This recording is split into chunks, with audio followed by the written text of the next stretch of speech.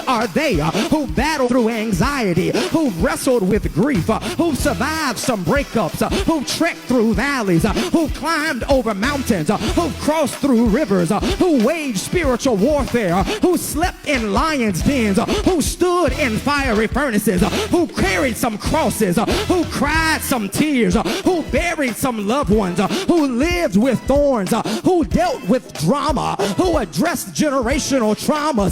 And these are they who started from the bottom, but now they're here. These are they in the sanctuary this morning who've danced with depression, who've waltzed with worry, who've duggied with disaster, who electric slided with evil, who two-stepped with trouble, who tangled with tribulation, who wobbled with work, who line danced with lies, who percolated with problems, who did the bankhead bounce with burdens, and did the Harlem shake with hell. I'm looking for somebody who can testify that's me.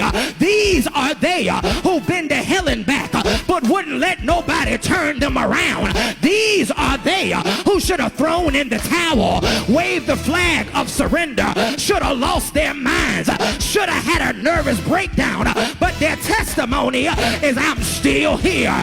These are they who have been bathing with bereavement, who went to sleep with stress, who dined with disaster, who talked with trouble, who walked with wounds.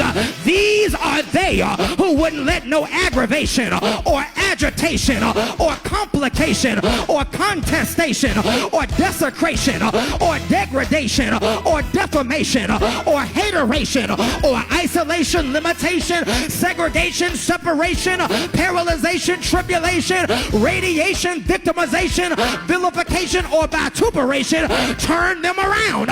These are they who have come through great tribulation. Now, I don't need everybody right here, but I do need somebody who can open up your mouth and testify like the 688 that I'm one of the ones that made it through hell and high waters. I'm one of the ones who never lost my mind, never lost my praise, and never lost my hope.